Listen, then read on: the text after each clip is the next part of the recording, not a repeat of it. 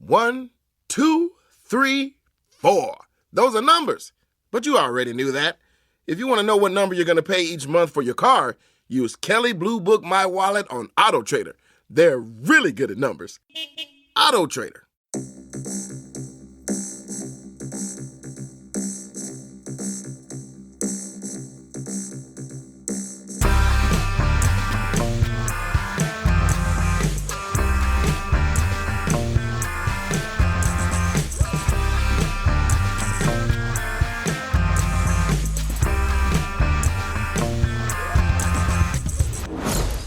All right, and welcome to another episode of Unequal Sequel. Extra.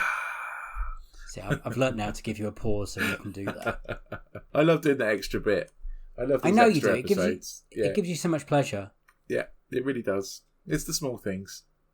Yeah. Welcome all. We're on to another bonus episode. We are doing a review episode. And what are we reviewing this week, Rich? We are reviewing Space Jam: A New Legacy. The sequel to Space Jam from 1996. And it certainly is a new legacy. Kids, adults, anyone who's listening. We're not quite sure who this film was aimed at. So we thought we were going to go in and think, this is going to be aimed at kids. But we're not quite sure if it is. So we're a little bit confused by it, to be honest. So we're just going to have a quick chat about it and see where we lay at the end of the review, Rich. Because I think this might help both of us. I really, really wanted to like this movie because I really like Space Jam and I don't care if that's cheesy. I really enjoyed Space Jam and I really, really wanted to like this movie. So anything we say, bear in mind, I desperately wanted to like this. Yeah. We're two people that enjoy the original. We like it. So this one, and I'm going to try and be nice. Well, Rich, do you want to go in first or shall I? Yeah, okay. So LeBron James is your main man, and the positives I can say about him is he's certainly got a lot of charisma. He's certainly probably got enough charisma to hold up a movie. However, it felt like he was learning how to be an actor throughout this movie, and his performances at the beginning were not as solid as his performance at the end.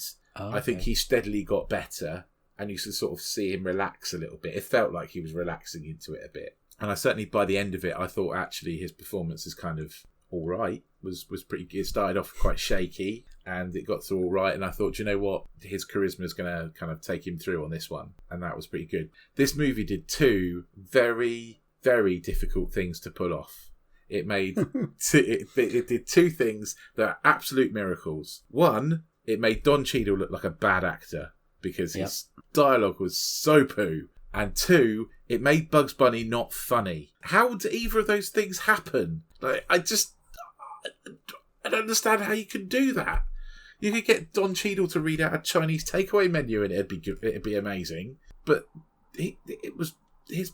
I don't know. Maybe his character was just frustrating. But say, do you think that's the script, or do you think that's Don Cheadle trying to do something with his character that's doesn't really work? Yeah, it's either the script or the directing. I don't think it's Don Cheadle. You know, I think it's... I mean, there were two funny jokes in the whole film. One I don't want to spoil for people, but it's the Michael Jordan gag, and actually I quite liked that. That was quite funny. That is the best gag in the whole film. I chuckled on that one.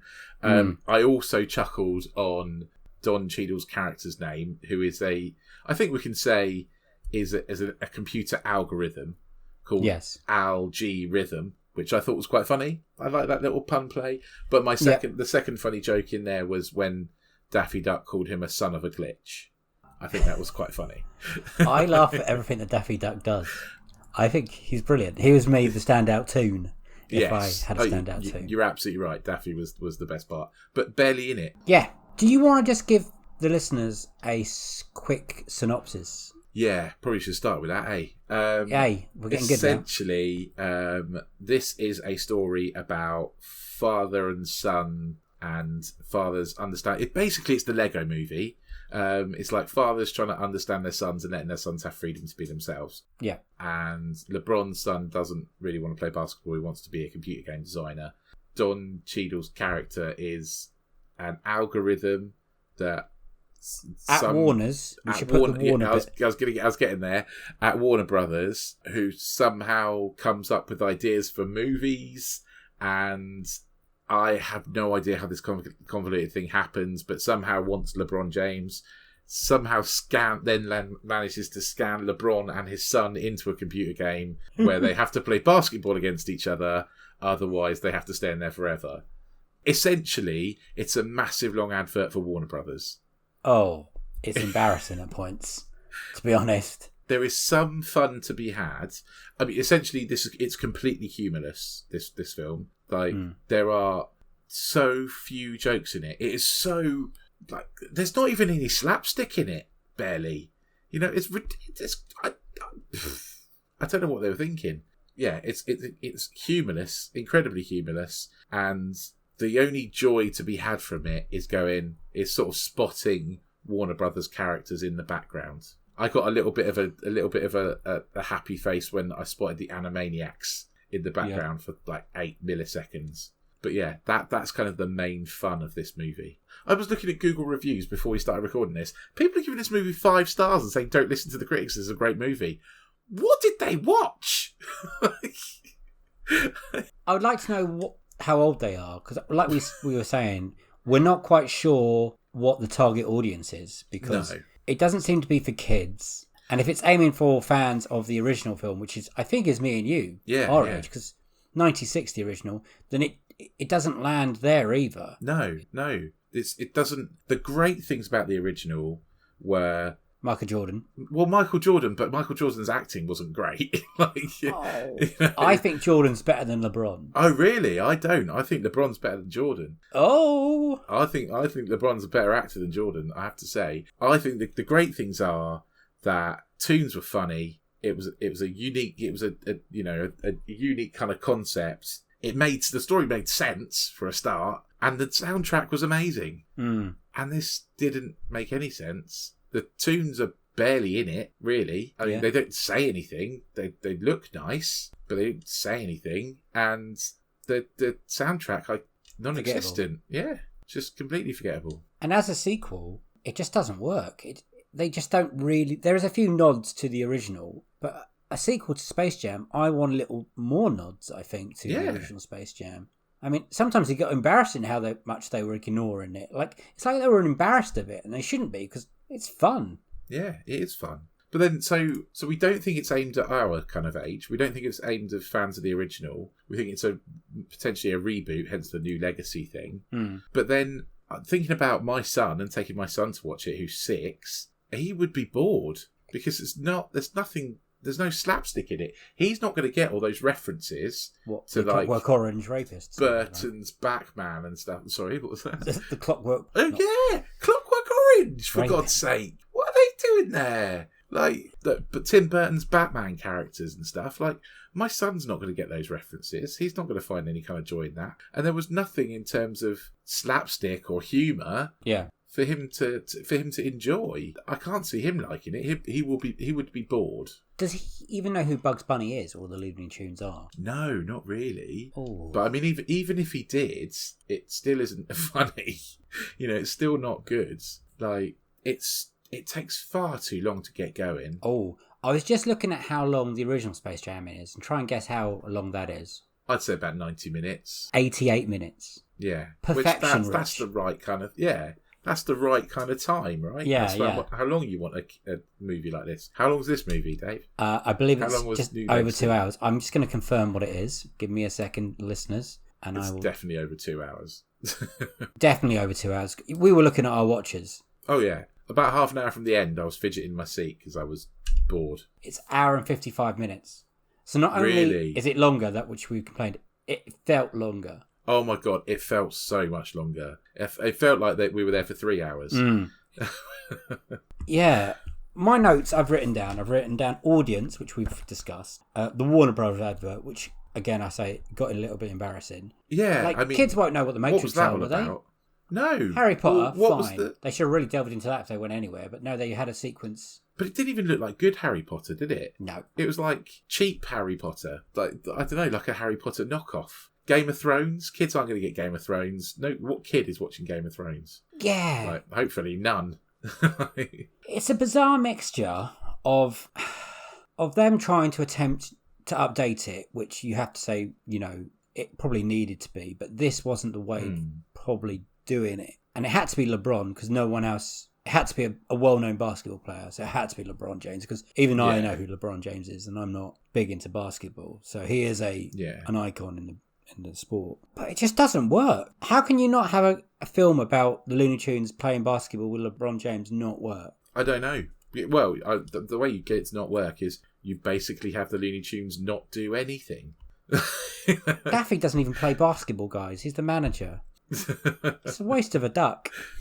It is, and he barely says anything all the way through it as well. He does like 4 lines, I think. Yeah. The way they kind of go and collect characters on the way round. You know, they're like, so it's Bugs and LeBron are off kind of on a little road trip almost to go and they go and pick up the different Looney Tunes characters, but they skip over it so quickly that you get no kind of sense of, like, you know, some of them is literally just a shot of them appearing. Like, they don't really come from anywhere. Like, they just appear. Yeah. I just... Elmwood Fudd doesn't get much to do, and I always quite like him. No, he gets literally nothing to do. I mean, Porky Pig has a rap battle, which is weird.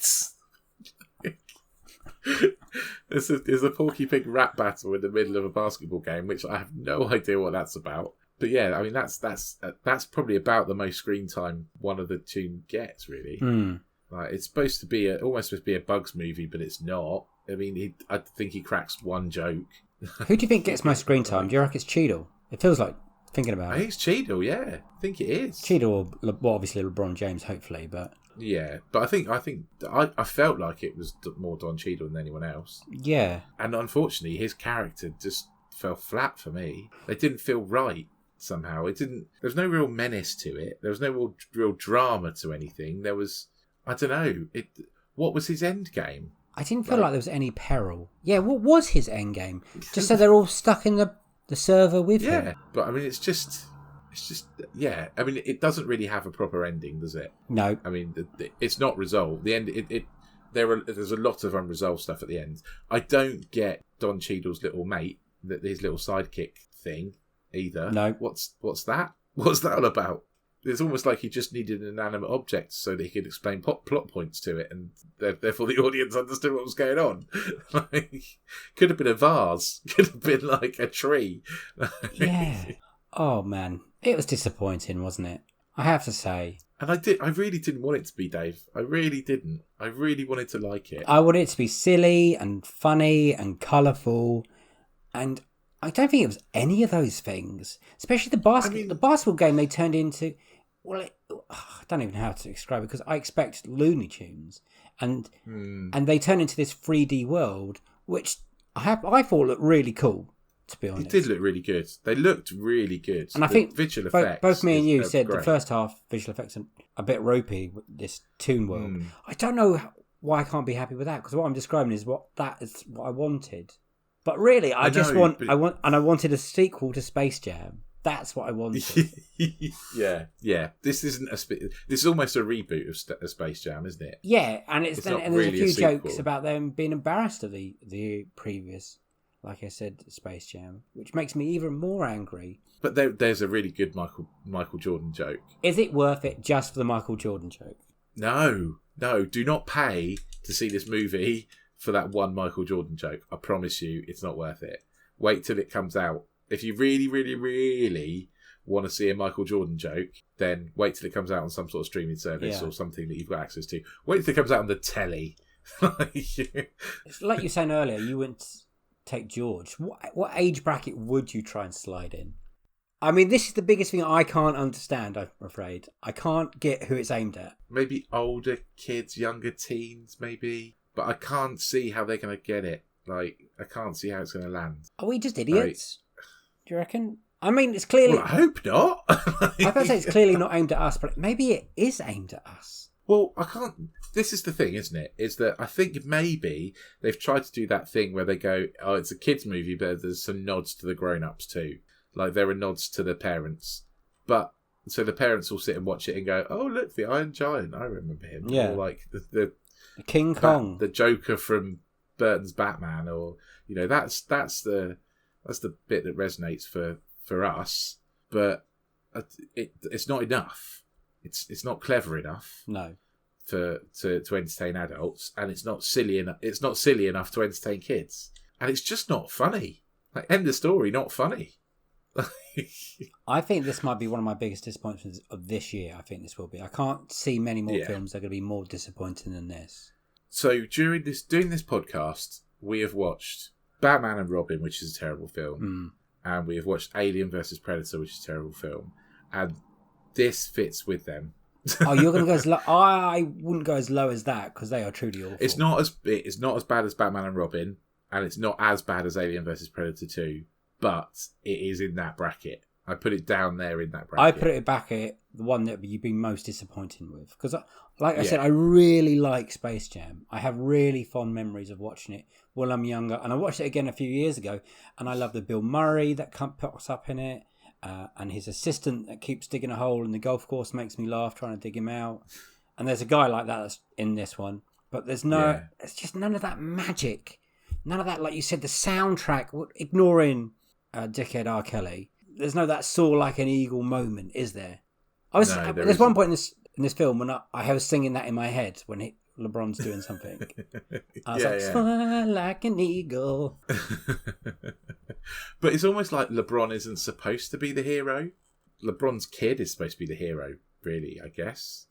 Oh, man, this is how confused we are. Yes, maybe. But, I mean, and that's the thing, isn't it? Is that, so it's supposed to be a journey of growth for LeBron. He's supposed to go from, pushing his kid to be brilliant at basketball to actually listening to his kid and letting his kid do the thing he wants to do. And that's supposed to be the journey of him. So really it should resonate to fathers who want their kids to, to do what they want to do and be happy.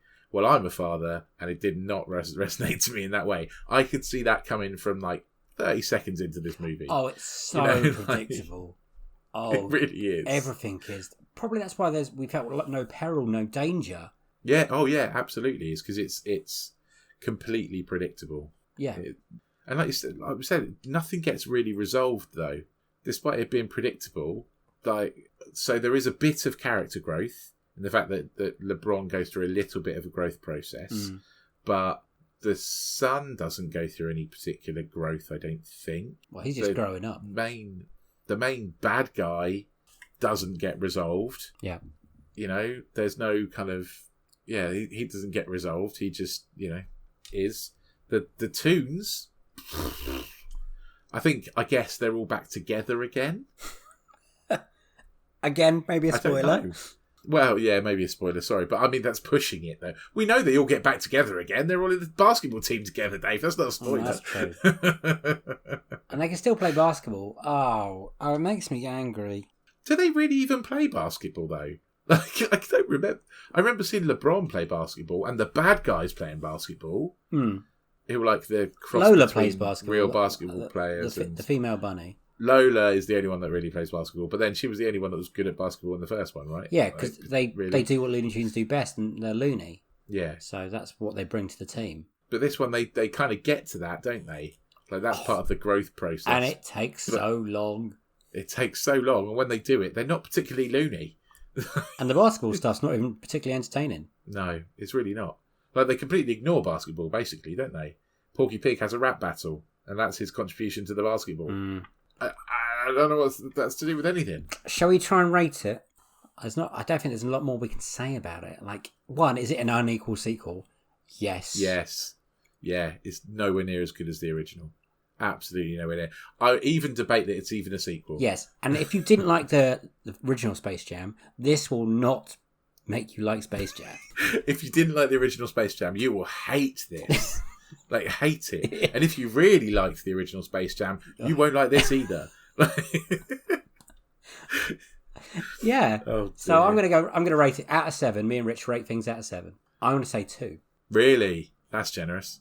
Wow. I was gonna say I've been debating between 1 and 1.5. Oh, savage. I think maybe 1.5. Look, some of the effects were good. They get a half for the Michael Jordan joke. The Michael Jordan's good. Yeah. The effects are good. They get 1 star for the visual effects in the second half of the movie, and they get another half a star for the Michael Jordan joke, and that's it. That's all they get. You heard it here, guys. That's it. I don't think there's anything else to say more about it. I think Just say we're bitterly disappointed. I mean, if you disagree with us, please tell us why.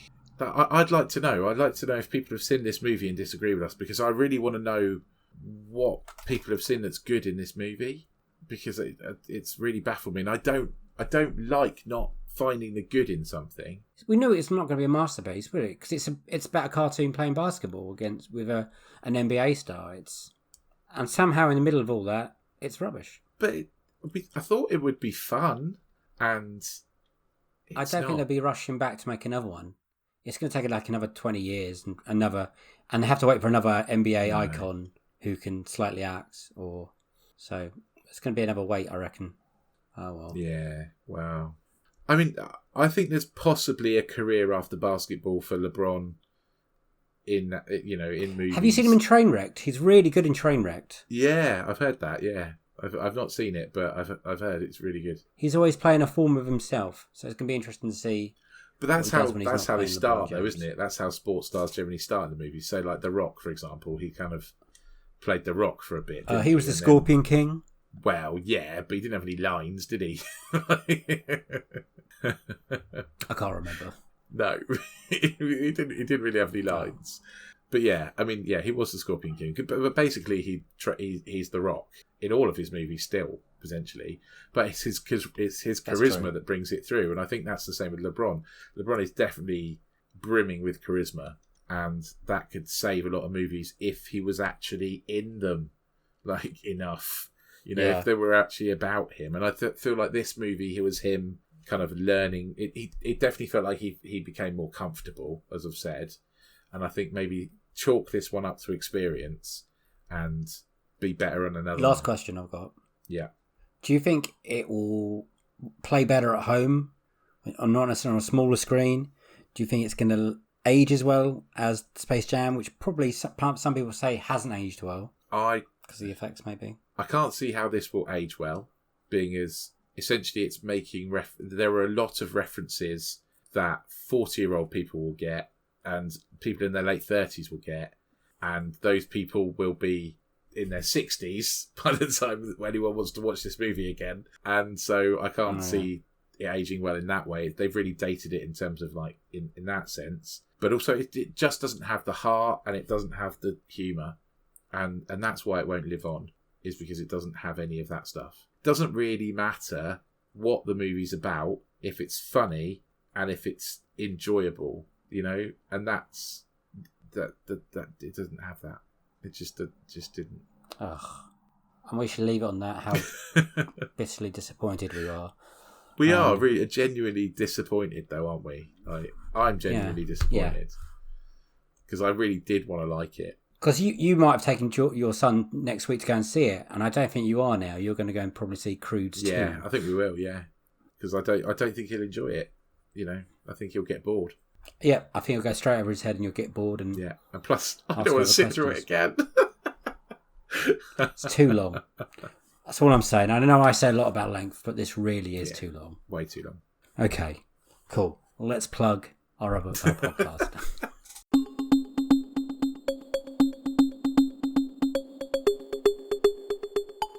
Thanks for listening. Rich, what can you tell them? You can follow us on the Tinterweb.